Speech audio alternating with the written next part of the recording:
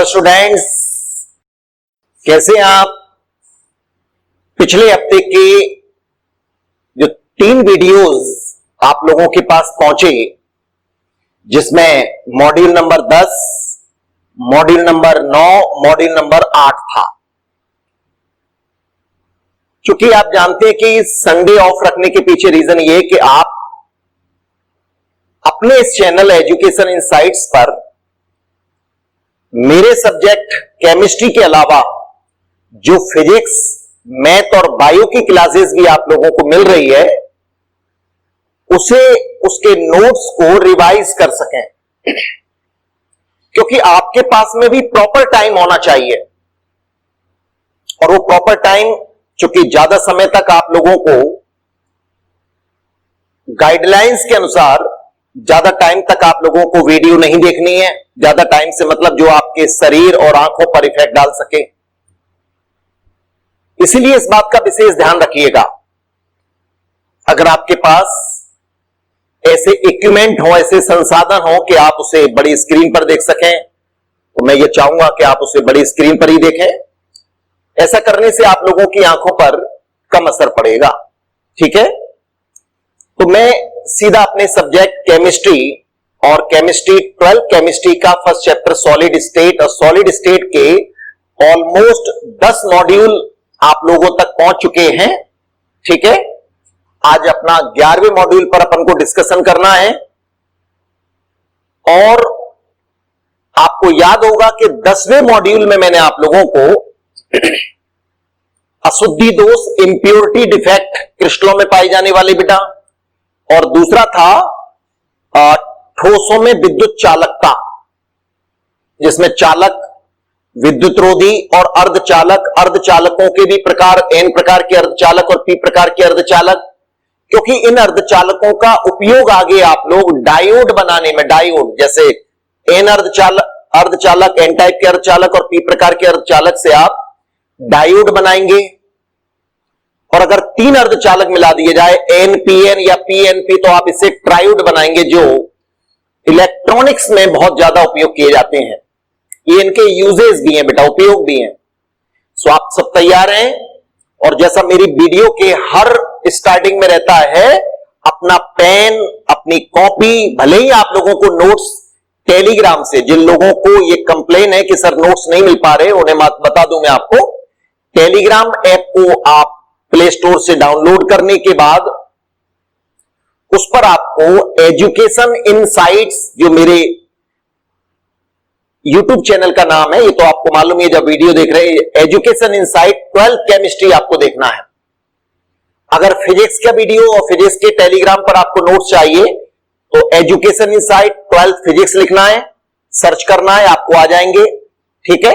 फिर भी कोई परेशानी आ रही है तो कमेंट्स बॉक्स में डालिएगा, ठीक है। मेरा या बाकी मेरे सभी साथियों का यूट्यूब चैनल के माध्यम से कहना यही है कि अपनी कमेंट्स वीडियो में डालिए बेटा। जैसे रनिंग वीडियो जो चल रही है, लाइव में भले ही मत डालिए, लेकिन उसमें डालिएगा, क्योंकि लाइव 1 घंटे के बाद हट जाती है वो। इसके बाद जो है उसमें अपनी प्रॉब्लम बता सकते हैं कि सर आपने ये बताया, या सर आप अच्छा पढ़ा रहे, या सर आप इसको और इस तरह से पढ़ाइए, वो बताइए करेंगे, ठीक है। तो इतनी देर मैंने इसलिए बोला ताकि आप लोग कॉपी और अपना पेन लेकर बैठ जाएं। तो उम्मीद है कि स्टार्ट, ओके ओके बेटा, ठीक। चलिए, एनर्जी होकर आपको बैठना है हमेशा। जब तक आप लोग एनर्जी लेकर नहीं बैठेंगे, भरपूर तरीके से वॉइस को अच्छा सुनने के लिए आप लोग लीड लगाकर सुनेंगे आप लोग, ठीक है। मोबाइल को बहुत पास मत रखिए, थोड़ा सा डिस्टेंस बना सकते हैं आप, जिससे आप पर असर ना पड़े आंखों पर। दूसरी बात, अगर आपको वीडियो में क्लियरिटी नहीं आ रही है, तो इसका मतलब आपने अपनी वीडियो को हाई रेंज पर नहीं रखा है। तो आप उसमें जो 3 डॉट लगे हैं उनको देखेंगे तो आपकी स्क्रीन जो ऑटो है वो 480 480 रेंज में आ जाएगा और बढ़िया वीडियो दिखाई देगी, ठीक है। जुड़े अपन, ओके बेटा, वेरी गुड। देखिए, मॉड्यूल 11 में आज हमारी हेडिंग होगी विद्युत चालकता का आणविक बैंड सिद्धांत। अब जैसे आणविक बैंड सिद्धांत लिखा गया बेटा, आपके दिमाग में 11वीं क्लासेस का एक सिद्धांत याद आ रहा होगा। याद आ रहा है कि नहीं? कौन सा? आणविक कक्षक सिद्धांत। ये आणविक बैंड सिद्धांत है। 11वीं क्लासेस में जब हम लोगों ने रासायनिक बंधन स्टार्ट किया था ना, केमिकल बॉन्डिंग, तो रासायनिक बंधन में वीबीटी थ्योरी पढ़ी गई थी, संयोजकता बंध सिद्धांत पढ़ा गया था। इसके बाद मॉलिक्यूलर ऑर्बिटल थ्योरी, आणविक कक्षक सिद्धांत पढ़ाया गया था। याद आ रहा है? याद तो तभी आएगा बेटा जब आप लोगों ने अच्छा पढ़ा होगा। जिन लोगों ने पढ़ा है उनको याद आ रहा होगा। चलिए, अब चूंकि मैं ये जो आणविक बैंड सिद्धांत है ना बेटा, मॉलिक्यूलर बैंड थ्योरी, ये क्या बताती है पहले ये समझ लिया जाए कि ये ठोस पदार्थों में चालकता को बताती है, कंडक्टिविटी को एक्सप्लेन किया गया। हालांकि इस थ्योरी का प्रैक्टिकली प्रूव नहीं है, लेकिन ये थ्योरेटिकली बहुत अच्छी तरह से एक्सप्लेन करती है। कई ऐसी स्थितियां साइंस में होती है बेटा जहां प्रैक्टिकली किसी चीज का प्रूफ ना मिला हो, लेकिन थ्योरेटिकल तरीके से उससे कई बातों को एक्सप्लेन किया जाता है। ठीक है, तो वो एक थ्योरी का रूप ले लेती है। चलिए देखते हैं अपन के आणविक बैंड सिद्धांत को मैं आपको कैसे समझाऊंगा, गौर से समझने का प्रयास कीजिए। इस सिद्धांत को समझाने से पहले मैं 11वीं क्लासेस का आप लोगों को आणविक कक्षक सिद्धांत, बेटा क्या आणविक कक्षक सिद्धांत याद आ रहा है? Very nice. आणविक कक्षक सिद्धांत मॉलिक्यूलर ऑर्बिटल थ्योरी से मैं थोड़ा सा परिचित करा रहा हूं आपको। एक दो पॉइंट जब मैं आपको बोलूंगा तो निश्चित तौर पर वो थ्योरी आपको दिमाग में आ जाएगी। क्या क्या याद आ जाएगा बेटा? इस सिद्धांत में यह माना गया कि परमाणु और परमाणु मिलकर जो अणु बनाते हैं ना, अणु, तो परमाणु के कक्षक यानी एटॉमिक ऑर्बिटल बेटा, एटॉमिक ऑर्बिटल दूसरे परमाणु के कक्षक यानी एटॉमिक ऑर्बिटल, ठीक है, यानी combination of atomic orbital, linear combination of atomic orbital, LCAO। देखिए बेटा, अब मैं आपको एक बात बता दूं, इस थ्योरी को तो मैं 6 लाइनों में फिनिश कर दूंगा, बहुत आसानी से समझ भी जाओगे, लेकिन थोड़ी सी इसकी बेसिक तरीके से बात को समझना जरूरी है, राइट? पेपर में आने वाला 1 नंबर या 2 नंबर में इस थ्योरी में आपको क्या लिखना है यह भी मैं आपको बताऊंगा, लेकिन आप ये ध्यान से सुनिएगा कि इस थ्योरी का ओरिजिन कहां से हुआ, क्या मतलब इस बात का, तो आपको ये थ्योरी बहुत अच्छी तरह से समझ में आ जाएगी। Okay, so let us start. ये थ्योरी कहती है कि एटॉमिक ऑर्बिटल और एटॉमिक ऑर्बिटल कंबाइन होकर बेटा बनाते हैं क्या? मॉलिक्यूलर ऑर्बिटल बनाते हैं, आणविक कक्षक बनाते हैं। याद आ रहा है कि नहीं? जैसे इसका 1s ऑर्बिटल इसके 1s ऑर्बिटल के साथ कंबाइन होगा तो बताया गया कि सिग्मा 1s और सिग्मा स्टार 1s बनता है। याद आ रहा है? इसी तरह से 2s और 2s के संयोग से सिग्मा 2s और सिग्मा स्टार 2s बनता है। ऐसा बताया गया था आप लोगों को। बस इतना सा अगर आपको दिमाग में बैठिए तो हम इस थ्योरी को अच्छी तरह से समझ सकते हैं, मैं आपको समझा सकता हूं। चलिए देखिए, तो आपको इसे समझाने के लिए अभी बेटा मैं मॉलिक्यूलर ऑर्बिटल थ्योरी वही 11वीं क्लासेस का 5 या 7 मिनट का मैं लेक्चर और आपको दूंगा। फिर उस थ्योरी के बाद अपन सीधा सीधा आणविक बैंड सिद्धांत, क्योंकि यह सिद्धांत दरअसल उसी बात पर आधारित है। तो इसे समझाने के लिए एक मैंने सिंपल सा उदाहरण लिया आपको, H2। सिंपल इसलिए कहा गया क्योंकि आप इसे अच्छी तरह से समझ सकते हैं। अपन और आगे भी उदाहरण लेंगे। H2 का मतलब हो गया कि टोटल कितने इलेक्ट्रॉन हो गए बेटा? 2। एक हाइड्रोजन परमाणु 1 इलेक्ट्रॉन, दूसरा हाइड्रोजन परमाणु 2 इलेक्ट्रॉन। तो इसे समझाने के लिए हाइड्रोजन परमाणु का हो गया बेटा 1s1, ठीक है, दूसरे हाइड्रोजन परमाणु का भी हो गया 1s1। तो इस हाइड्रोजन परमाणु का ये 1s परमाणु कक्षक इस हाइड्रोजन परमाणु के 1s परमाणु कक्षक यानी एटॉमिक ऑर्बिटल के साथ कंबाइन होता है। इस थ्योरी ने कुछ बातें बताई कि 1s का कॉम्बिनेशन 1s के साथ ही होगा, 2s का 2s के साथ ही होगा। इस तरह से इन्होंने अपनी थ्योरी को रखा था, ठीक है ना, हुंड मुल्कन के द्वारा प्रपोज की गई थी। खैर, तो 1s इसका 1s इसका, तो कितने आणविक कक्षक बनेंगे बेटा? 2, सिग्मा 1s और सिग्मा स्टार 1s, जिसमें से हम लोगों ने इसे कहा था बंदी आणविक कक्षक। याद आ रहा है? बॉन्डिंग मॉलिक्यूलर ऑर्बिटल, बंदी आणविक कक्षक, और इसको बोला था हमने anti bonding molecular orbital, right, जिसमें इसकी ऊर्जा कम होती थी, इसकी ऊर्जा ज्यादा होती थी। ये सारे लॉजिक वहां समझाए गए थे।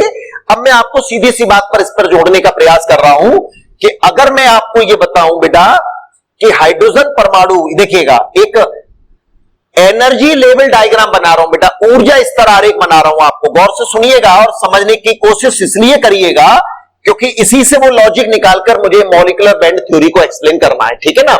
ये सिर्फ समझाने के लिए मैं बोल रहा हूं।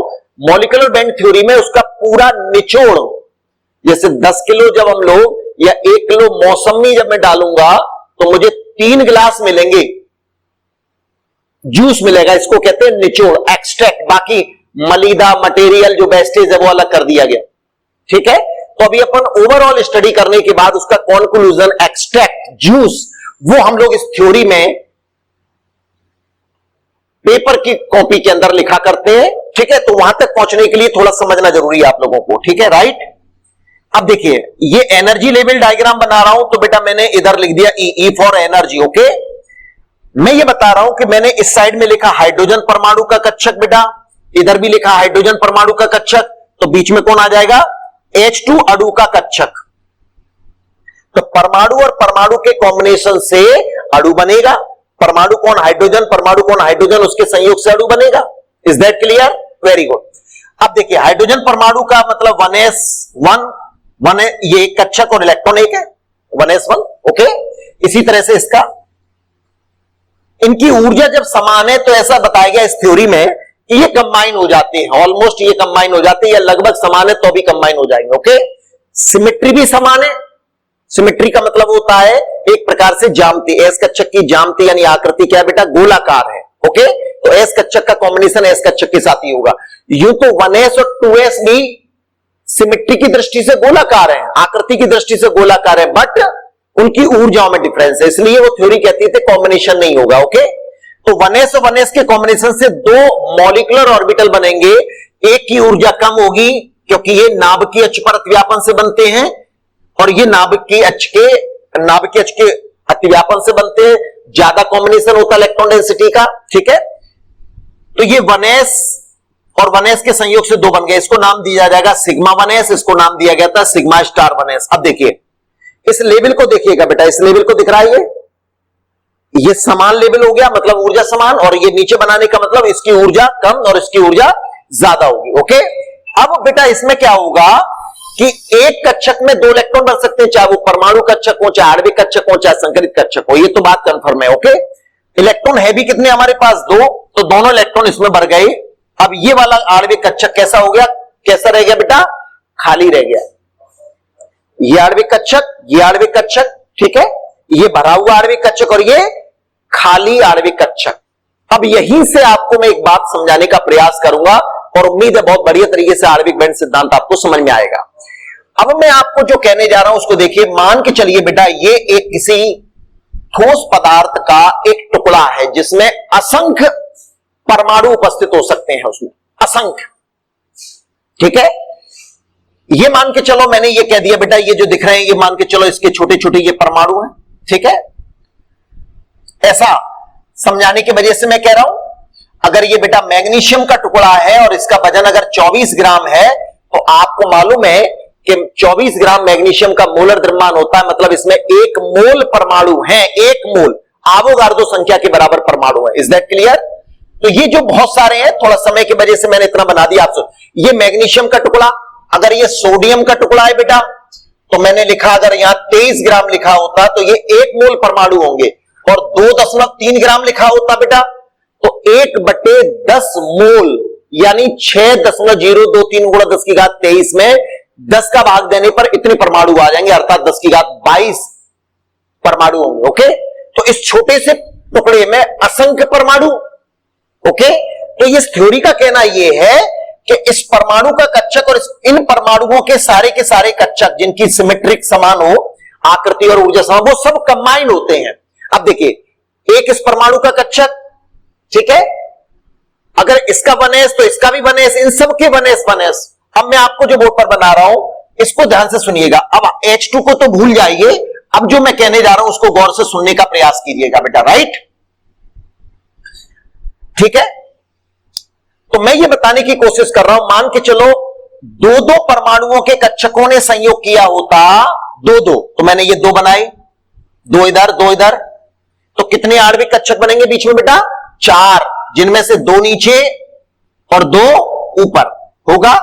अगर मैं ये कहता हूं कि बेटा 3 के भाग लेंगे तो 6 भाग ले रहे हैं, 6 ही बनेंगे, 3 नीचे 3 ऊपर, होगा ऐसा? 8 इधर भाग ले रहे हैं, 8 भाग ले रहे हैं, तो 8 अगर भाग ले रहे हैं, 8 और 8 16, तो 16 आणविक कक्षक बनेंगे, जिसमें से 8 की ऊर्जा कम नीचे बनेंगे, 8 की ऊर्जा ऊपर ज्यादा बनेंगे, मतलब ऊपर बनेंगे अधिक ऊर्जा वाले। ठीक है, ऐसा होगा। अगर मैं कह रहा हूं n संख्या में, अब n संख्या का मतलब मान के चलो इस टुकड़े में स्मॉल n संख्या में 1 मोल, आधा मोल, 1/1000 मतलब कह सकते हैं असंख्य परमाणु की संख्या में अगर ये होंगे तो सारे के सारे इस परमाणु का भी 1s, इस परमाणु का भी 1s, ये सब कंबाइन हो रहे हैं बेटा। और कंबाइन होकर क्या बना रहे हैं? बहुत सारे आणविक कक्षक बना रहे हैं। अब मैं आपको जो बताने की कोशिश कर रहा हूं कि n संख्या में अगर 1s, n संख्या में 1s, फिर दोबारा जोड़िए, थोड़ा सा कोशिश करो समझने की। मान के चलो इस टुकड़े में स्मॉल n संख्या में परमाणु है, ठीक है, स्मॉल n संख्या में परमाणु है, तो हर परमाणु का कक्षक, हर परमाणु का, जैसे इस परमाणु का 1s तो इस परमाणु का भी 1s, 1s, 1s, 1s, 1s, ये भी मैं 1s से बता रहा हूं, ये तो डिपेंड करेगा कि किस परमाणु की बात कर, किसमें अपन ये बात समझने का प्रयास कर रहे हैं। तो ये सभी क्या हो रहे हैं बेटा? कंबाइन होकर नए आणविक कक्षक बना रहे। तो n और n मिलकर अगर आणविक कक्षक बनाएंगे तो कितने होंगे बेटा? 2n होंगे। n इसके मतलब टोटल अगर n कह रहा हूं मैं, अगर मान के चलो ऐसा कह देता हूं n, टोटल n, ये और ये सब मिलकर बना रहे तो n बनेंगे, तब तो n बनेंगे। ओके, फिर दोबारा कंफ्यूजन मत करिए, ये टोटल n है, यहां और यहां मिलकर n है, मतलब ये सारे n हैं, तो जितने भाग लेते हैं उतने ही बनते हैं, मतलब n बनेंगे, जिनमें से आधे n नीचे, आधे n ऊपर, ऐसा होगा। मतलब ये जो बना गया, तो ये जो आणविक कक्षक एक दूसरे में क्या होते चले जाते हैं, इनकी संख्या इतनी ज्यादा हो जाती है, इतनी ज्यादा होती है कि बेटा इस तरह की स्थिति तैयार हो जाएगी। ये क्या बना दिया? तो आपको कि सर ये बहुत सारे आणविक कक्षकों के मिल जाने से ऊर्जा का अंतर बहुत कम होने के कारण ये एक दूसरे में समायोजित हो जाते हैं, और ये जो संरचना बनाते हैं ना बेटा, ये संरचना कहलाएगी क्या? आप ध्यान से सुनिएगा, यहीं से बात अपनी चालू हो। ये जो बैंडनुमा संरचना कहलाएगी, इसी को अपन आणविक बैंड कहते हैं। आणविक बैंड नाम क्यों दिया गया? क्योंकि आणविक कक्षकों से मिलकर बना है, परमाणविक कक्षकों के संयोग से आणविक कक्षक बने। ये आणविक कक्षक एक दूसरे के साथ संलग्न हो जाते हैं, ऊर्जा या तो लगभग समान है या बिल्कुल समान है, तो ये मिल गए, तो ये क्या बन गया बेटा? तो आप इसका नाम देंगे आणविक बैंड। क्या नाम देंगे बेटा? आणविक बैंड। अब देखिए आणविक बैंड में भी यहां देखिएगा, अगर मैंने ये कहा होता बेटा, सुनिएगा ध्यान से, अगर मैंने ये कहा होता कि जो परमाणु कक्षक, इसमें मौजूद जो परमाणु कक्षक है, मान के चलो उनका कोई भी कक्षक 1s अगर मैं नाम दे दूं, उसका 1s, इसका 1s, वो एक एक इलेक्ट्रॉन वाला था, मतलब इसमें भी एक इलेक्ट्रॉन वाला था जिन्होंने कंबाइन किया बेटा। इसका मतलब ये निकला कि ये बनेंगे बेटा आणविक कक्षकों का बैंड, यानी आणविक बैंड। तो क्या होगा कि सर ये भरा होगा, ये भरा होगा, ये भरा होगा, ये भरा होगा, ये भरा होगा, ये मतलब नीचे का हिस्सा पूर्ण भरा होगा और ऊपर का जो हिस्सा है वो पूरा खाली होगा। अब इसे मैं क्या बोलूंगा बेटा? ये पूरा क्या था? एक बैंड था। आणविक कक्षकों के मिल जाने से बैंड नुमा यानी पट्टी नुमा संरचना बनती है, जिसको अपन कहते हैं आणविक बैंड, जिसमें से आधा नीचे का हिस्सा भरा होगा और आधा ऊपर का खाली। इसको मैं क्या बोलूंगा? आंशिक भरा बैंड। क्या बोला जाएगा? आंशिक भरा बैंड। अब देखिएगा, ध्यान से सुनिएगा, हाइड्रोजन का अगर मैं बनाता, अगर H2 का बनाऊंगा तो आंशिक भरा बैंड होगा कि नहीं, बताइए मुझे। ये देखिए, ये मैंने एक बैंड बनाया, तो इसका ये हिस्सा नीचे का भरा होगा, ऊपर का आधा खाली होगा, इसको कहूंगा आंशिक भरा बैंड। सोडियम की बात करूं अगर मैं, लिथियम की बात करूं, तो लिथियम का इलेक्ट्रॉनिक विन्यास बोलिए बेटा, इधर देखो, लिथियम का परमाणु क्रमांक 3 बेटा, तो 1s2 2s1, तो इसके बेटा 2s जब संयोग करेंगे ना, एक इलेक्ट्रॉन है। जैसे हाइड्रोजन की बात करूंगा तो मैं लिखूंगा बेटा, हाइड्रोजन परमाणु की अगर बात करूंगा, एक हाइड्रोजन के परमाणु की अगर बात करूंगा तो 1s1 होगा। तो सारे के सारे हाइड्रोजन के परमाणु अगर संयोग कर रहा है, ऐसा मान लिया जाए, ठीक है ना, तो आधा भरा होगा, आधा खाली होगा, राइट। इसे कहेंगे आंशिक भरा हुआ। लिथियम में भी बेटा 2s मान के चलो, ये लिथियम का टुकड़ा है, तो लिथियम के 2s ये परमाणु कक्षक मिलकर आणविक बैंड जो बनाएंगे वो भी आधा भरा आधा खाली, यानी आधे भरे परमाणु कक्षकों से जो बैंड बनाएगा वो आधा भरा होगा, पूर्ण भरे कक्षकों से जो बैंड बनेगा वो पूरा भरा होगा, और रिक्त कक्षकों से जो बैंड बनेगा बेटा वो रिक्त बैंड होगा। ओके, चलिए इसी तरह से सोडियम की बात करूंगा, 11 इलेक्ट्रॉनों का वितरण किया जाए पूरा, तो आप अंत में देखेंगे 3s1, तो ये भी कैसा होगा बेटा? आधा भरा होगा। Is that clear? तो ये क्या कहलाएगा बेटा, इसी को अपन आणविक बैंड कहेंगे। ठीक, इस बैंड के आधे भरे हुए इलेक्ट्रॉन, अब देखिए ये पूरा एक ही बैंड है, कोई गैप नहीं है बीच में, तो ये इलेक्ट्रॉन क्या कर जाते हैं बेटा, यहां गमन कर लेते हैं। विद्युत के प्रवाहन से इलेक्ट्रॉन क्या कर लेंगे, गमन कर लेंगे, और गमन कर लेंगे तो अपन क्या कहते हैं, इनमें चालकता का गुण होता है, क्योंकि कोई गैप नहीं है। मतलब इस बात को सोचिए, मैं अगर ये कहूं कि मेरा पैर एक यहां रखा है और एक पैर, एक सीढ़ी है जिसका इतना गैप है, तो अगर वहां तक मैं पैर पहुंचा सकता हूं तो मैं ऊपर चढ़ जाऊंगा, और अगर मैं कहूं कि नहीं बिल्कुल बराबर का लेवल है तो मुझे आसानी से पैर रखने में आसान होगी कि नहीं, तो मैं आसानी से वहां आ जा सकता हूं, अपना चलन कर सकता हूं। Is that clear? तो धातुओं के अंदर जो है इस प्रकार के बैंड पाए जाते हैं, या तो बेटा वो आंशिक भरे होते हैं, या दो बैंडों के अतिव्यापन से आंशिक भरा हुआ बैंड तैयार कर लेते हैं। ठीक है, तो मेरी 3 मिनट के अंदर जो बात हुई है वो क्या हुई है बेटा, अब क्या देखना है अपन को। आणविक बैंड की अगर मैं डेफिनेशन पूछूं तो आप क्या जवाब देंगे बेटा, तो आप जवाब देंगे कि सर असंख्य परमाणुओं के कक्षकों के संयोग से आणविक कक्षक बनेंगे, ये एक दूसरे में समायोजित हो जाते हैं, जो बैंडनुमा संरचना बनती है उसी को नाम देते हैं अपन क्या बेटा, बताइए, उसी को नाम देंगे आणविक बैंड। ओके, तो आणविक बैंड के सिद्धांत के आधार पर हम लोग क्या क्या कर सकते हैं बेटा, तो आणविक बैंड सिद्धांत के आधार पर अपन चर्चा कर सकते हैं किन किन की, बताइए। तो हम चर्चा कर सकते हैं चालक पदार्थ, मोस्टली धातुओं की, अचालक पदार्थों की बेटा, और अर्धचालक पदार्थों की। अब आपको गौर से क्या सुनना है, दरअसल आणविक बैंड 2 प्रकार के होते हैं। एक को कहते हैं हम लोग संयोजी बैंड। अब इसका नाम क्यों पड़ा, सोचिएगा बेटा, बहुत आसान शब्दों में समझा रहा हूं मैं आपको, इसलिए पड़ा क्योंकि संयोजी कोष के उस टुकड़े में जो असंख्य परमाणु होंगे और उसमें से हर परमाणु के बाहर वाली कोष यानी संयोजी कोष के कक्षकों ने भाग लिया होगा, तो उससे संयोजी बैंड बनेगा। ओके, दूसरा बैंड होगा, ये संयोजी बैंड या तो बेटा आंशिक भरे होते हैं या फिर ये पूर्ण भरा होता है। या तो कैसा होगा बेटा, पूर्ण भरा, या फिर होगा आंशिक भरा।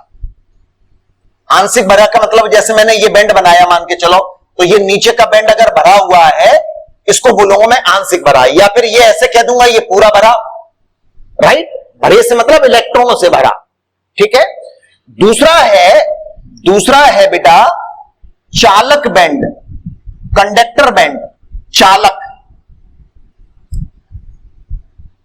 अब अगर मैं ये कहता हूं कि संयोजी कोष के ऊपर, मतलब संयोजी कोष से आगे वाली स्थिति जो रिक्त होगी वो रिक्त बैंड, तो चालक बैंड जो हमेशा क्या होगा बेटा, रिक्त बैंड होगा, जहां इलेक्ट्रॉन गमन करेंगे, जिस स्थान में जाएंगे उस रिक्त स्थान वाले बैंड को अपन नाम देंगे क्या, चालक बैंड।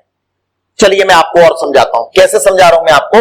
मैंने मान के चलो एग्जांपल लिया बेटा बेरिलियम का, और वो होगा 1s2 2s2 2p0, 4 इलेक्ट्रॉन होते हैं बेटा, 2p0 है, तो ये पूरी वाइटम कोष ही, लेकिन 2s वाले कक्षकों से जो बैंड बनेगा वो 2s बैंड कैसा होगा बेटा, 2-2 इलेक्ट्रॉन वाले कक्षक से बन रहा है, तो ये पूरा भरा हुआ बैंड होगा, पूर्ण भरा बैंड होगा, तो इसको नाम देंगे अपन क्या, संयोजी बैंड।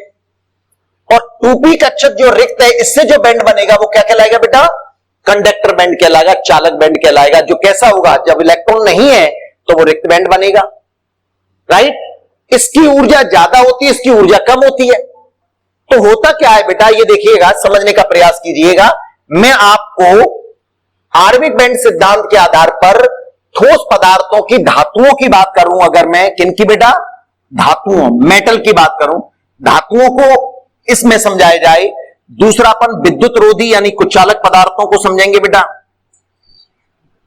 विद्युत रोधी इंसुलेटर कहते हैं अपन, और तीसरा है अर्धचालक, अर्धचालक सेमीकंडक्टर बेटा। ओके, सेमीकंडक्टर, जिनकी थोड़ी सी जानकारी हम लोगों ने पिछली क्लासेस में, पिछले मॉड्यूल के अंतर्गत अपन ने भी बहुत पढ़ी है। ठीक है, चलिए, तो मैं आपको जो बता रहा हूं वो ये है, देखिए मैंने कुछ डायग्रामेटिक स्थिति बताई है मैंने आपको, यहां देखिएगा, गौर से देखिएगा और समझने का प्रयास कीजिएगा बेटा।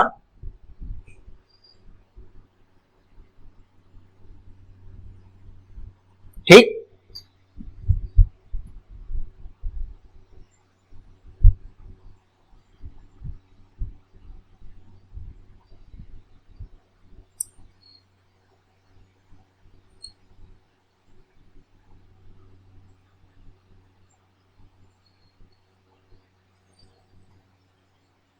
समझ में आएगा, कोशिश करेंगे समझने की, बिल्कुल आएगा बेटा, ठीक है ना,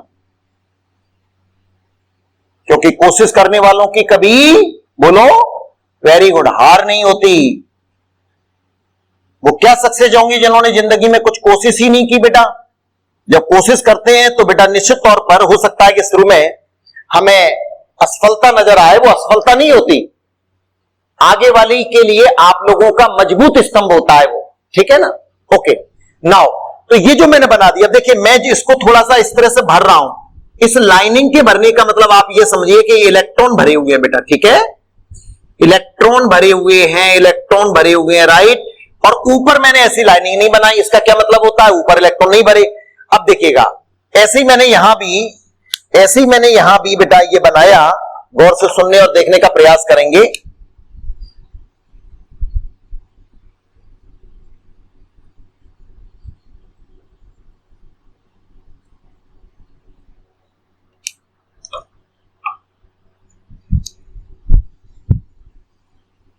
ये भरा हुआ,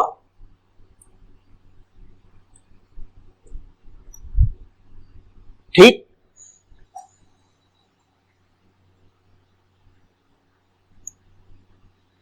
आप भी रफ कॉपी पर बनाना चालू करिए बेटा, ठीक है।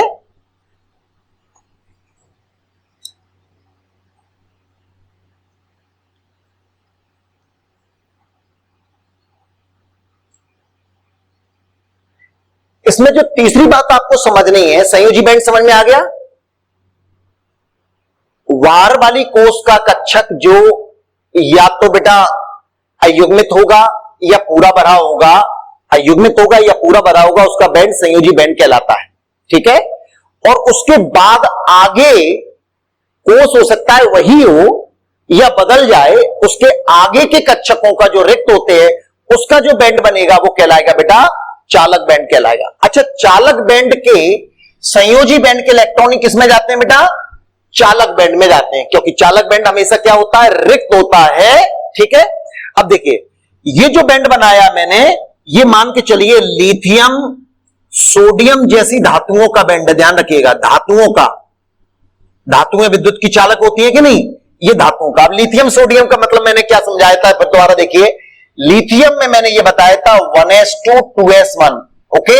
अब देखिए 2s 2s 2s 2s जिनमें एक एक इलेक्ट्रॉन मिलकर बैंड जो बनाएंगे, उस बैंड का आधा हिस्सा मैंने क्या बताया था, अगर कक्षक हमारा अयुग्मित है मतलब आधा भरा है, यानी एक कक्षक में 2 इलेक्ट्रॉन होते हैं, एक इलेक्ट्रॉन से भरा हुआ कक्षक यानी अर्धपूरित कक्षक से मिलकर बनने वाला बैंड आधा भरा होगा, तो इसका मतलब आधा भरा और आधा खाली, राइट। तो इलेक्ट्रॉन आसानी से चले जाएंगे, कोई बीच में कोई गैप नहीं है। उसी गैप को मैं यहां नाम दे रहा हूं, उस गैप को कहते हैं बेटा वर्जित क्षेत्र, फॉरबिडन गैप, वर्जित क्षेत्र।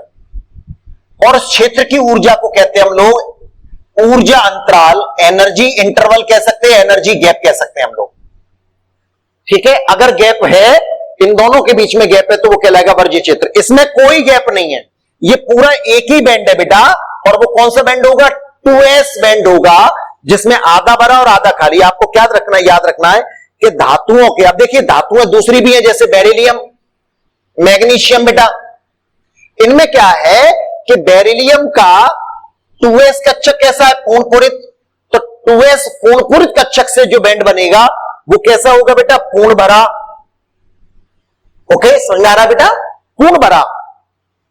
इसी तरह से इसका 2p कक्षकों से जो बैंड बनेगा वो कैसा होगा, रिक्त, क्योंकि रिक्त कक्षक से मिलकर बनने वाला बैंड होगा, वो रिक्त कक्षक से रिक्त बैंड बनेगा। Is that clear.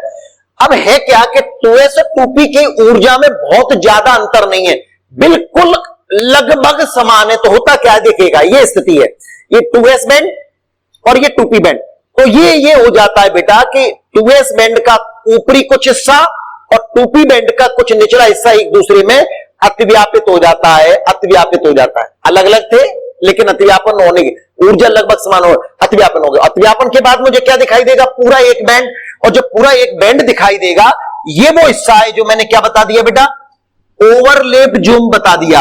अतिव्यापित क्षेत्र जो मैंने रेड कलर से दिखाया ना, ये अतिव्यापित क्षेत्र है, राइट। बेरिलियम के लिए ये मैं आपको एग्जांपल से बता रहा हूं, आपको सिर्फ इतना याद रखना है जो मैं बताऊंगा आपको अभी।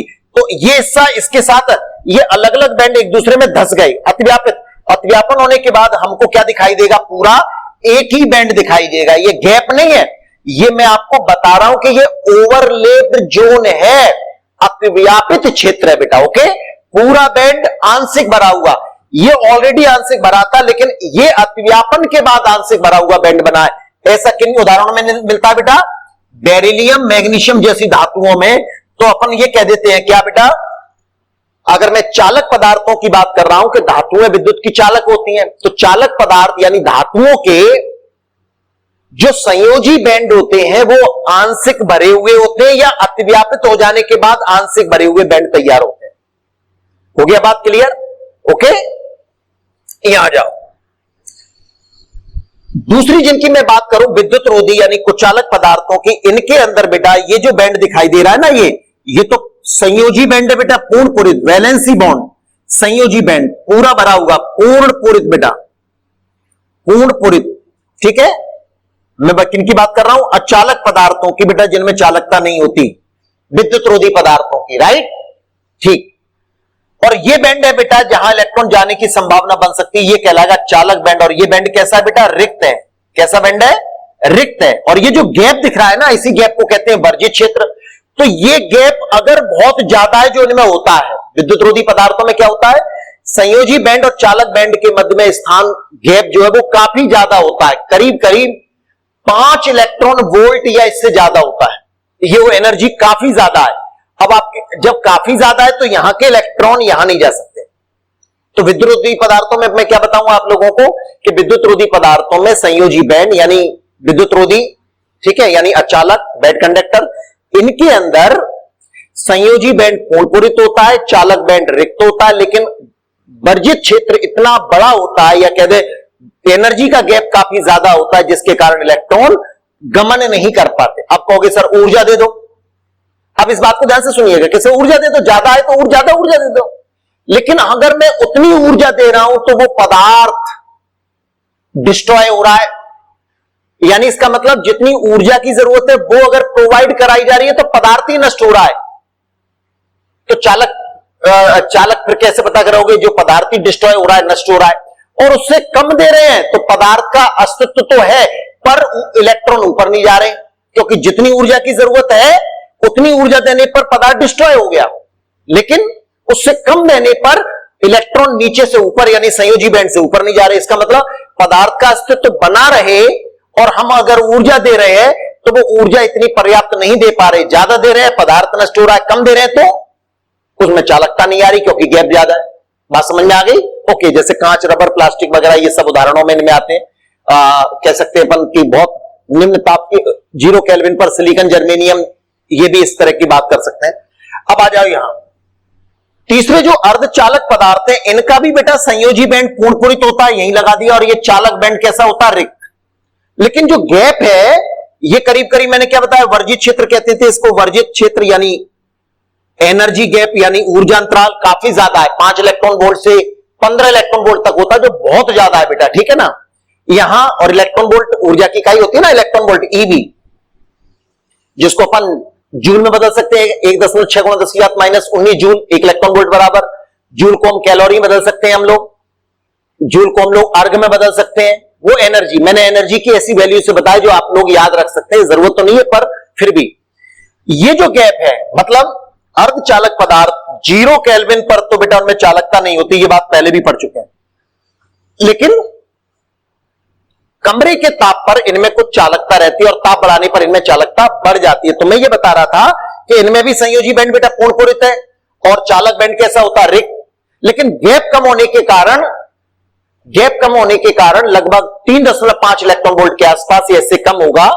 गैप कम होने के कारण क्या होगा, संयोजी बैंड से इलेक्ट्रॉन ऊपर आसानी से गमन कर सकते हैं, यानी उनमें चालकत्व या चालकता का गुण आ जाता है। तो तापक्रम बढ़ाने पर अर्धचालक पदार्थों की चालकता बढ़ती है। विद्युत अपघटनीय जो पदार्थ होते हैं ना, जो आयनों में टूटते हैं, वो उनकी भी चालकता बढ़ती है क्योंकि आयनों का आकर्षण कम होता है। धातुओं की चालकता ताप बढ़ाने पर बेटा कम होती है क्योंकि धात्विक आयन कंपन करने लगते हैं, तो इलेक्ट्रॉन के जो फ्लुएंसी होती है, इलेक्ट्रॉन का जो फ्लो होता है वो उसमें अवरोध उत्पन्न होगा, और अवरोध उत्पन्न होगा तो चालकता में कमी आएगी। बात समझ में आई? तो आणविक बैंड सिद्धांत समझ में आया आपको? अब पूरी कहानी का कंक्लूजन जो मैंने आपको बताया ना 6 लाइनों में लिखना है, तो अपन क्या लिखेंगे? आणविक बैंड सिद्धांत के आधार पर अपन पदार्थों की चालकता एक्सप्लेन कर सकते हैं, कर सकते हैं। अब आणविक बैंड दो प्रकार के होते हैं, संयोजी बैंड और चालक बैंड। बाहर वाली कोष का जो बैंड बनेगा वो संयोजी बैंड कहलाएगा, जो या तो रिक्त होगा या पूर्ण, या तो आंशिक भरा होगा या पूर्ण भरा होगा। उससे आगे का मतलब होगा जिसकी ऊर्जा ज्यादा है, आगे के कक्षकों से जो बैंड बनेगा वो चालक बैंड कहलाएगा, जो हमेशा रिक्त होगा। धातुओं के अंदर या तो आंशिक भरे हुए बैंड होते ही हैं, लिथियम सोडियम, या फिर दो बैंडों के अतिव्यापन से, क्योंकि उनमें ऊर्जा का गैप बहुत, ऊर्जा लगभग समान है, तो ये अतिव्यापन, ये लिखा है बेटा, यहां मैंने नहीं लिखा, आप समझिए अतिव्यापन क्षेत्र है ये, ठीक है ना, अतिव्यापी क्षेत्र। आपके नोट्स में मिल रहा है क्या नहीं आपको? टेलीग्राम पर नोट्स आपको मिल रहे होंगे, तो यहां से अतिव्यापी क्षेत्र, तो ये पूरा एक है बेटा, इसको डिवाइड नहीं कर रहा मैं, ये पूरा, लेकिन ये पूरा बना है अतिव्यापन से। ये ऑलरेडी आंशिक था, ये अतिव्यापन से आंशिक भरा हुआ। अचालक यानी विद्युत रोधी में क्या होता है, ये भरा हुआ, ये खाली, लेकिन गैप काफी ज्यादा, और गैप काफी ज्यादा होने की वजह से क्या होगा बेटा, इलेक्ट्रॉन आसानी से गमन नहीं कर पाएंगे, जिसके कारण इनमें चालकता नहीं होती। इधर की बात करें, अर्धचालकों में गैप कम है, पूर्ण संयोजी बैंड, रिक्त चालक बैंड, गैप कम, इलेक्ट्रॉन ताप की वृद्धि से ऊपर गमन कर जाएंगे। तो ये बात रही हमारी आणविक बैंड सिद्धांत की। समझ में आया बेटा? चलिए, तो बेटा मैं आप लोगों को आणविक बैंड सिद्धांत के बारे में समझा रहा था, ठीक है? उम्मीद है कि समझ में आया होगा। 3-3 लाइनों में इनके तीनों प्रकार, यानी जो धातुएं, मतलब चालक, विद्युत रोधी, अचालक और अर्धचालक के बारे में 3-3, 4-4 लाइन, और ये डायग्राम बहुत मस्त है। तो इनमें डिफरेंस अगर किया जाए, चालक और विद्युत रोधी में आणविक बैंड सिद्धांत के आधार पर आप लोग अंतर कर सकते हैं कि नहीं बेटा? दोनों में इनके ये बैंड आंशिक भरे हुए होते हैं या अतिव्यापित से आंशिक भरे होते हैं। इनके अंदर संयोजी बैंड पूर्णपूरित होता है, चालक बैंड रिक्त होता है, गैप बहुत ज्यादा होता है, इलेक्ट्रॉन गमन नहीं कर पाते। ऐसा अपन इस तरह से इनमें अंतर कर सकते हैं, ठीक है बेटा? तो मैं ये कर दिया मैंने साफ। अब मैं आपको इसी मॉड्यूल के अंतर्गत आप लोगों को क्या बताने की कोशिश कर रहा हूं, ठोसों के चुंबकीय गुण बात करेंगे अपन, ठीक है? क्या बेटा? Magnetic property of the solid, okay? ठोसों के चुंबकीय गुण, हेडिंग समझ में आई आपको? ठोसों के चुंबकीय गुण, ये डाल दिया मैंने, चुंबकीय गुण, ठोसों के चुंबकीय गुण, मैग्नेटिक प्रॉपर्टी। जैसा कि आप लोग एक बात जानते हैं कि पदार्थों के अंदर चुंबकीय गुण बेटा इलेक्ट्रॉनों की गति के कारण आते हैं। किसकी? इलेक्ट्रॉन की गति के कारण। और इलेक्ट्रॉन, आपने पढ़ा है कि नाभिक के चारों तरफ इलेक्ट्रॉन बेटा क्या करते हैं? गतिशील रहते हैं, राइट? इनकी दो प्रकार की गतियां होती हैं। एक गति तो को कहते हैं हम लोग कक्षक गति, ऑर्बिटल मोशन। मतलब इतना हमें मालूम है कि इलेक्ट्रॉन नाभिक के चारों ओर गति करता है, पढ़ा था, बोर थ्योरी ने बताया था। और आगे चलकर हमें यह मिला कि ऐसा करने के साथ साथ वो अपनी धुरी पर भी घूमता है, अपनी अक्ष पर भी, एक्सिस पर भी घूमता है, जो क्लॉकवाइज और एंटी क्लॉकवाइज, ठीक है, जिसको नाम दिया गया था चक्रण गति बेटा। क्या? चक्रण गति, स्पिन मोशन। ये हो गई ऑर्बिटल मोशन, ऑर्बिटल मोशन बेटा। और दूसरी है चक्रण गति, जो क्लॉकवाइज एंटी क्लॉकवाइज अपन पढ़ते हैं, स्पिन मोशन बेटा, ओके? इन दोनों गतियां, ये दोनों गतियां ही जिम्मेदार हैं पदार्थों में चुंबकीय गुण के लिए।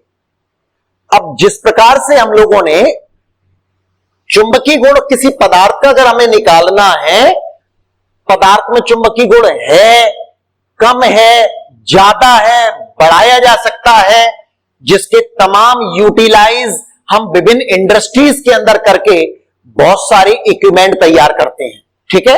अब देखिएगा, तो हम लोग ये समझने का प्रयास कर रहे हैं कि इलेक्ट्रॉन की दो प्रकार की गतियों से चुंबकीय गुण उत्पन्न होते हैं, और चुंबकीय गुण की माप को चुंबकीय आघूर्ण से व्यक्त करते हैं। किससे बेटा? मैग्नेटिक मूवमेंट, चुंबकीय आघूर्ण से, ठीक है? और चुंबकीय आघूर्ण का संकेत हम लोगों ने 11वीं क्लास में भी कहा था, म्यू। क्या होता है बेटा? म्यू। दो प्रकार की गतियां, लेकिन प्रैक्टिकली हम लोगों को अगर किसी चुंबकीय आघूर्ण निकालने की बात निकाली जाती है, तो हम बेटा सिर्फ और सिर्फ चक्रण गति से ही निकाल पाते हैं। कक्षक गति से निकालने का तरीका आपके यहां के सिलेबस की दृष्टि से उचित नहीं है अभी मेरा बता पाना, ठीक है ना। अभी आप सिर्फ चक्रण गति से, तो अगर किसी पदार्थ के चुंबकीय आघूर्ण की इकाई होती है बेटा, जिसको संकेत में हम कहते हैं बीएम, बोर मैग्नेटॉन, और एक बोर मैग्नेटॉन होता है बेटा EH बटे 4 पाई MC। यानी किसी पदार्थ के चुंबकीय आघूर्ण के मान के पीछे बोर मैग्नेटॉन लिखा है, तो एक बोर मैग्नेटॉन दरअसल इतनी वैल्यू को कैलकुलेट करने पर आता है। Is that clear? ई क्या होता है बेटा? इलेक्ट्रॉन का आवेश, H क्या होगा? प्लांक स्थिरांक, पाई तो जानते ही हैं, M इलेक्ट्रॉन का द्रव्यमान और C प्रकाश का वेग। इन वैल्यू को अगर अपन जो कांस्टेंट है, इलेक्ट्रॉन का आवेश कांस्टेंट है बेटा 1.6 × 10⁻⁻19 कूलम, प्लांक स्थिरांक की वैल्यू भी आपको याद है, ठीक है ना। पाई का मान, इलेक्ट्रॉन का द्रव्यमान भी आपको याद है 9.1 × 10 की घात 31 कहते हैं, -31 में कह देंगे अपन, ठीक है ना। अभी द्रव्यमान की बात करें किलोग्राम लगाएंगे, और प्रकाश का वेग 3 × 10 की घात 8 मीटर प्रति सेकंड में, या 3 × 10 की घात 10 सेंटीमीटर प्रति सेकंड में। ओके, तो मैं आपको जो बताने का प्रयास कर रहा हूं, इन सारी वैल्यू को जब कैलकुलेट करेंगे तो वो एक बीएम कहलाएगा, इलेक्ट्रॉन के रिलेटेड, इलेक्ट्रॉन के लिए इसलिए। तो हम इतना समझ लें कि बोर मैग्नेटॉन चुंबकीय आघूर्ण की इकाई है, हम लोग सिर्फ चक्रण गति से निकालते हैं, और जिस सूत्र से निकालते हैं उस सूत्र को कहते हैं अपन क्या? चक्रण मात्र सूत्र या प्रचक्रण मात्र सूत्र कहेंगे। समझ में आई बात? क्योंकि चक्रण गति से ही हम निकालते हैं, प्रचक्रण मात्र सूत्र यानी स्पिन ओनली फॉर्मूला कहते हैं अपन।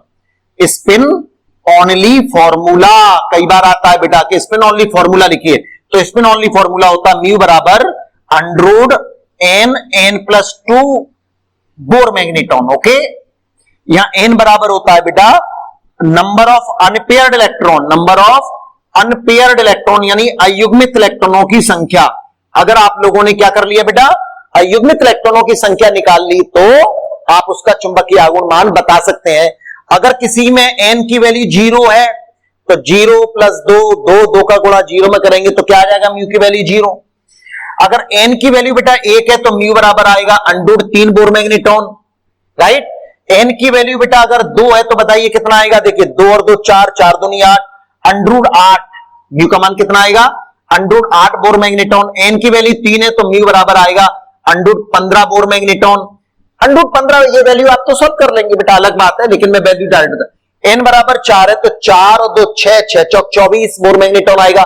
m की वैल्यू अगर 5 है बेटा, इलेक्ट्रॉनों की संख्या 5 है, तो म्यू की value 135 bore magneton, 5.8 bore magneton लगभग आएगी, 135 की जो वैल्यू होती है। ओके, चलिए, तो मैं आपको एक सेक्शन हमारा ये हुआ कि चुंबकीय गुण पदार्थों में 2 प्रकार की गतियों से हम प्रैक्टिकली तरीके से ये निकाल पा रहे हैं। चुंबकीय आघूर्ण म्यू बोर मैग्नेटॉन, उसकी यूनिट हो गई, एक बोर मैग्नेटॉन इसके बराबर होता है। इलेक्ट्रॉन की सारी वैल्यू कांस्टेंट ये होती है, इसलिए चक्रण से निकालते हैं, चक्रण मात्र सूत्र कहते हैं। ये सूत्र म्यू बराबर ये होता है √n+2। n की वैल्यू निकालने से हम म्यू निकाल लेंगे। अब देखिए, पदार्थों में चुंबकीय गुण है या नहीं, और है तो कितना है, क्या कम या ज्यादा कर सकते हैं, किस वजह से कर सकते हैं, क्या किया जाए कि बढ़ा दें या क्या किया जाए कि घटा दें, किस वजह से घट या बढ़ सकते हैं, बढ़ लेते हैं वो, ये बात अपन स्टडी करेंगे। तो इस आधार पर पदार्थों को बेटा मोटे मोटे तौर पर 5 प्रकार से बांटा गया है। 5 प्रकार में पहला है अनुचुंबकीय। अब देखिए हिंदी के नामों को समझिए बेटा। अनुचुंबकीय पदार्थ, अनु का मतलब आना, आना मतलब कहां आना? चुंबकीय क्षेत्र की ओर आना। अगर किसी पदार्थ को चुंबकीय क्षेत्र में रखा जाए और वो उसकी ओर खिंचता हो, उन्हें कहते हैं अनुचुंबकीय। आम भाषा में क्या कहेंगे? अनुचुंबकीय वे पदार्थ होते हैं जो चुंबकीय क्षेत्र में दुर्बल रूप से आकर्षित होते हैं, बहुत मजबूती से नहीं होते, आकर्षित है लेकिन दुर्बल रूप से आकर्षित होते हैं। तीसरा जो मैं नीचे लिख रहा हूं वो देखिएगा, तीसरा, दूसरा छोड़ दिया मैंने यहां, लोह चुंबकीय बेटा, लोह चुंबकीय पदार्थ, फेरोमैग्नेटिक,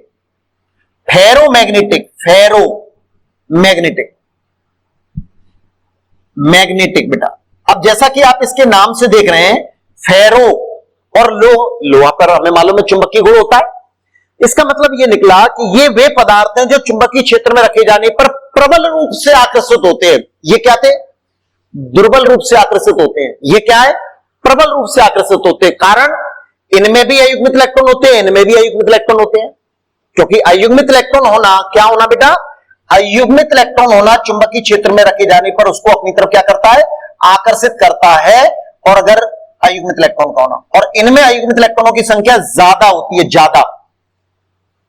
ये ऐसे हैं जिनमें अगर चुंबकीय क्षेत्र में एक बार लेकर आए तो चुंबकीय गुण तो आ ही गए, और अगर चुंबकीय क्षेत्र हटा भी लिया जाए तो उनमें स्थायी चुंबक के गुण बने रहते हैं। इसलिए परमानेंट मैग्नेट बेटा इसी से बनाए जाते हैं। समझ में आ गई? ये क्या होते हैं, चुंबकीय क्षेत्र में रखे जाने पर चुंबकीय क्षेत्र द्वारा दुर्बल रूप से आकर्षित होते हैं, लेकिन चुंबकीय क्षेत्र हटा लेने के बाद इनमें से चुंबकीय गुण क्या हो जाता है बेटा, नष्ट हो जाता है। ओके, अनुचुंबकीय अयुग्मित इलेक्ट्रॉनों के कारण होते हैं। अगर मैं उदाहरणों की बात करूं तो O2 आ जाएगा बेटा, जिसमें N की वैल्यू 2 होती है, अयुग्मित इलेक्ट्रॉन। 11वीं क्लास में 8वीं कक्षक सिद्धांत पढ़ा था ना, पाई स्टार 2px बराबर पाई स्टार 2py, दोनों में एक एक इलेक्ट्रॉन थे, प्रतिबंधी 8वीं कक्षक में। अभी आप ये समझो कि 2 अयुग्मित इलेक्ट्रॉन होते हैं। इसी तरह से और उदाहरणों में मैं बताऊं, जैसे Cu 2 धनावेश, इसमें अयुग्मित इलेक्ट्रॉन की संख्या बेटा 1 होगी। और उदाहरण बताऊं Ap 3 धनावेश, इसमें अयुग्मित इलेक्ट्रॉनों की संख्या 3 होगी। और उदाहरण बताऊं Cr 3 धनावेश, इसमें भी अयुग्मित इलेक्ट्रॉनों की संख्या 3 होगी। तो ये सारे के सारे क्या हुए, अगर मुझसे कहा जाए कि Cr 3 धनायन का इस सूत्र द्वारा चुंबकीय आघूर्ण का मान यानी म्यू का मान निकालिए, तो Cr 3 धनायन, अयुग्मित इलेक्ट्रॉन कितने 3, और 3 इलेक्ट्रॉन को 3 और 2 5, 5 3 15, यानी अंडूड 15 बोर मैग्नेटॉन प्रचक्रण मात्र सूत्र से इसका चुंबकीय आघूर्ण मान निकलेगा। Is that clear? तो ये पदार्थ अनुचुंबकीय हो गए।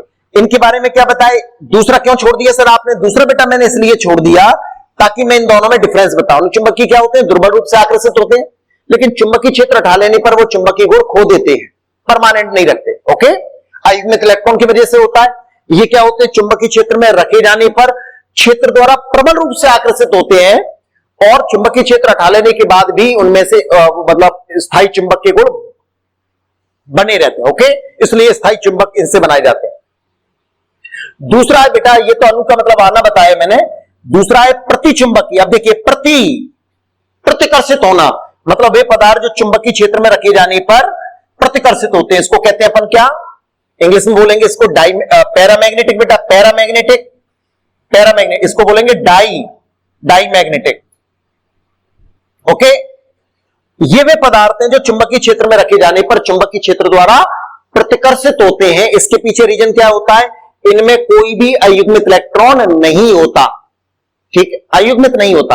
तो जब इलेक्ट्रॉन युग्मित होंगे तो क्या होगा, एक इलेक्ट्रॉन के द्वारा जो चुंबकीय आघूर्ण उत्पन्न होगा, विपरीत इलेक्ट्रॉन के द्वारा उत्पन्न होने वाले चुंबकीय आघूर्ण एक दूसरे को क्या कर देते हैं, कैंसल्ड कर देते हैं, निरस्त कर देते हैं। इसलिए परिणामी चुंबकीय आघूर्ण मान 0 हो जाएगा। ओके, तो इनके उदाहरणों को बेटा मैं लिखूं तो इनके उदाहरणों में आते हैं हमारे लिए NaCl, ठीक है, H2O, H2, ठीक है, Cu एक धनावेश लगा दूं मैं, ये सारे के सारे। और उदाहरण लीजिए बेंजीन, बहुत सारे उदाहरण है बेटा।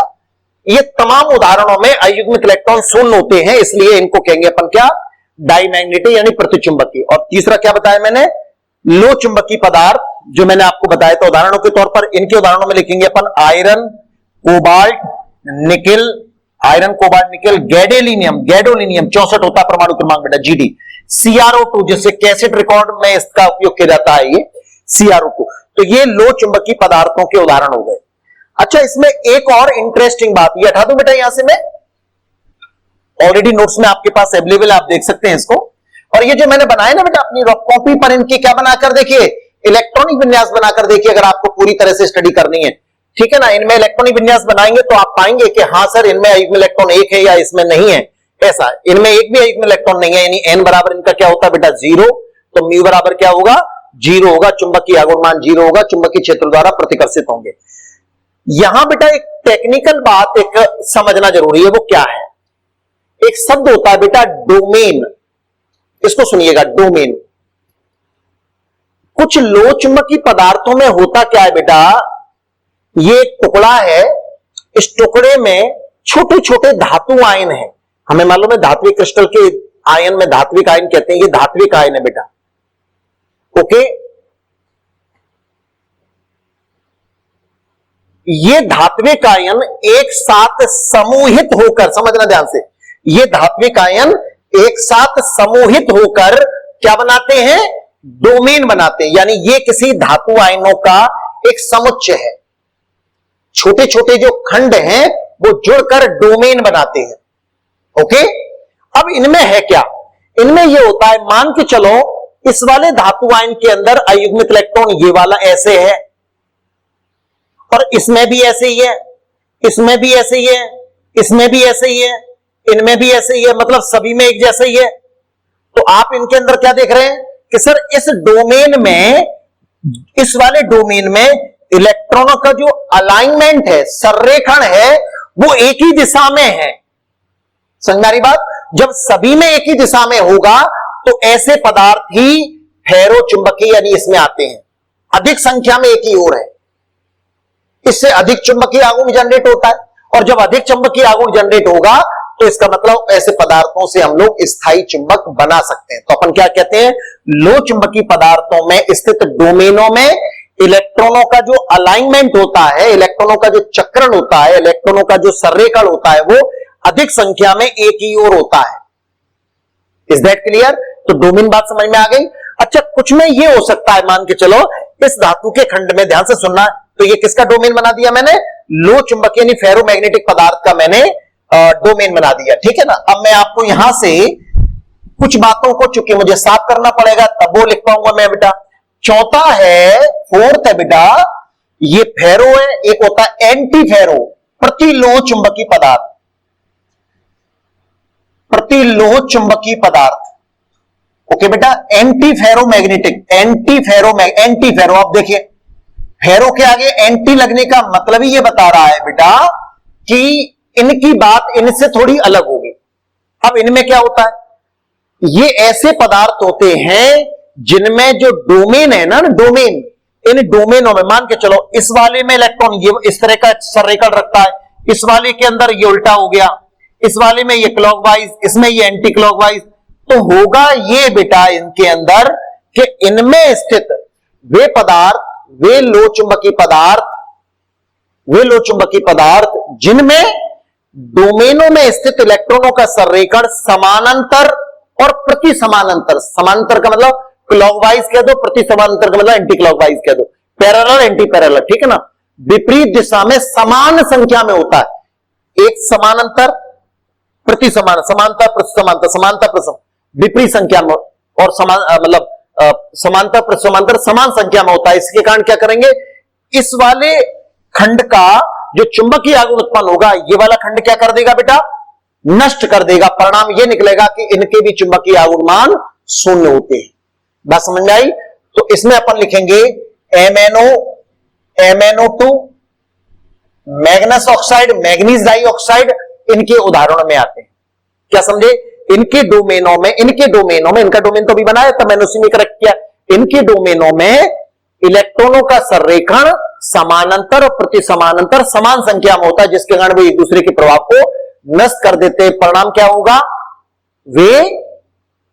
वे चुंबकीय क्षेत्र से दूर भागने लगे, एक तरीके से प्रतिचुंबकीय जैसे होते हैं, लेकिन उसमें अपन प्रतिचुंबकीय से अलग कैटेगरी बनाई है, क्योंकि ऐसा लो चुंबकीय पदार्थों के कुछ पदार्थों के अंदर इस प्रकार का उदाहरण पाया जाएगा।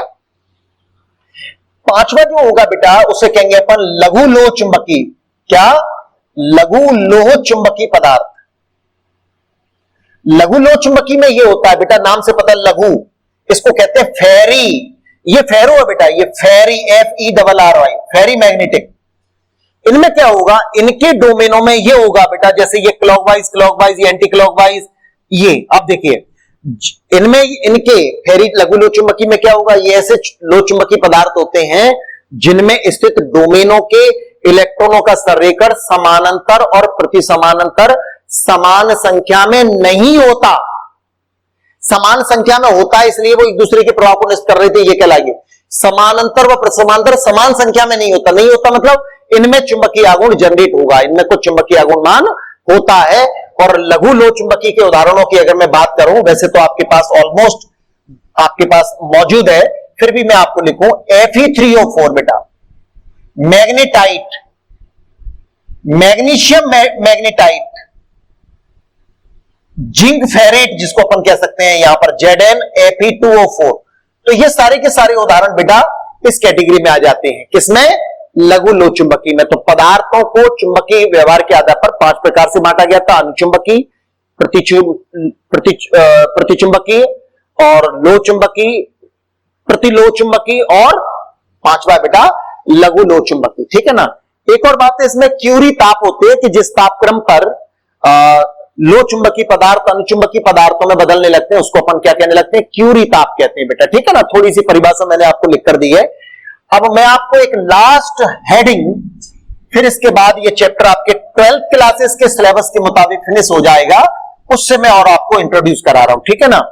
कोरोना काल के वक्त में बेटा ये जो पार्ट मैंने आज आपको पढ़ाया ना, विद्युत चालकता और चुंबकीय गुण, इसको कोरोना काल में पेंडेमिक सिचुएशन में सीबीएसई बोर्ड ने इसको हटा दिया था, लेकिन अभी आरबीएसई में ये मौजूद है। ठीक है ना। ये ध्यान रखिएगा, वो आपको सिलेबस पता चल जाए हो जाएगा उसमें। अब मेरा लास्ट पॉइंट है बेटा, उसको ध्यान से सुनिएगा, पायरो विद्युतता, पायरो इलेक्ट्रिसिटी। अब देखिएगा, पायरो से मतलब होता है ताप, ताप के कारण इलेक्ट्रिसिटी जनरेट हो जाए। क्या मतलब है सर इस बात का? होता यह कि कुछ पदार्थों में ताप के परिवर्तन से, मतलब ताप के कम करने से या ताप के बढ़ाने से, ध्यान से सुनिएगा, कुछ ठोस पदार्थों में ताप के कम करने या बढ़ाने से क्या होने लगता है, उसमें परमाणुओं की स्थिति में परिवर्तन आ जाता है, और परमाणुओं की स्थिति में परिवर्तन आने से उसमें ध्रुवता उत्पन्न हो जाती है। राइट। और ध्रुवता उत्पन्न होना या कुछ ध्रुवता थी और बढ़ जाना या कम हो जाना, ये बेटा क्या करता है, ये विभव को उत्पन्न करता है, वोल्टता उत्पन्न कर देता है। किसको बेटा? वोल्टता उत्पन्न कर देता है। ठीक है। क्या क्या देखा हमने? पदार्थों के ताप के कम करने या बढ़ाने से उसके परमाणुओं की स्थिति में परिवर्तन आ गया, जिससे उसमें ध्रुवता भी परिवर्तित हो गया। ध्रुवता के परिवर्तन होने से उसमें वोल्टता, विभव उत्पन्न हो गया, जिसके कारण उनमें विद्युत क्षेत्र स्थापित हो जाता है, विद्युत प्रवाहित हो जाती है। इस गुण को नाम दिया गया क्या? Pyro electricity. पायरो से मतलब ताप से, पायरो इलेक्ट्रिसिटी। बात समझ में आ गई? बहुत इतिहास की बात में नहीं जाते हुए मैंने आपको सिर्फ डेफिनेशन में बताई है। पायरो विद्युतता में उदाहरणों में अगर मैं आपको लिखूंगा तो ये गैलियम नाइट्राइड बेटा, ठीक है, सीजियम नाइट्रेट। आपको अक्सर पूछा जाएगा पायरो विद्युत पदार्थों के उदाहरण दीजिए, तो आप गैलियम नाइट्राइड, ठीक है ना, सीजियम नाइट्रेट, ये उदाहरण दे सकते हैं। तो पायरो विद्युतता में एक बार दोबारा सुनिएगा कि ठोस पदार्थों में ताप के बढ़ाने या कम करने से परमाणुओं की स्थिति में परिवर्तन हो गया, जिससे ध्रुवता परिवर्तित हो गई। ध्रुवता से उनमें विद्युत क्षेत्र उत्पन्न हो जाता है, यानी एक प्रकार का विभव उत्पन्न हो गया, और यही विभव की वजह से उनमें विद्युत प्रवाहित हो जाती है। इस गुण को नाम दिया जाता है क्या? Pyro electricity. और पायरो इलेक्ट्रिसिटी यानी पायरो विद्युत पदार्थों के उदाहरण कौन होते हैं बेटा? Gallium nitride. आपके बोर्ड में अक्सर आ जाएगा, एक नंबर में क्वेश्चन पूछ लिया जाता है, पायरो विद्युत का एक उदाहरण दीजिए। गैलियम नाइट्राइड किस प्रकार का पदार्थ है? तो आपको भी पायरो विद्युत पदार्थ है, ठीक है। और सीजियम नाइट्रेट, ठीक है। तो 11 मॉड्यूल आपके सॉलिड स्टेट चैप्टर में है। उम्मीद है आप लोगों को समझ में आएंगे। अच्छा लग रहा है तो बेटा उसको शेयर जरूर करिए। जिन लोगों ने कंटिन्यूअस वीडियो चाहिए तो सब्सक्राइब करिएगा बेटा, ठीक है। बार बार आप पॉज कर वीडियो को चलाइए। स्मॉल आई का बटन आता है बेटा, उसको दबाएंगे तो मेरे पिछले मॉड्यूल 10, 9, 8, 7, 6, 5, 4, 3, 2, 1 सुकून से पढ़िएगा। टेलीग्राम पर आपको नोट्स अवेलेबल कराए जा रहे हैं, वो सारी लिंक आपको पूरी तरह से नीचे प्रोवाइड कर दी जाती है। खुश रहिए, मस्त रहिए। अगले मॉड्यूल जो हमारा आएगा उस पर अपन आगे के दिनों में चर्चा करेंगे। ओके बेटा, थैंक यू।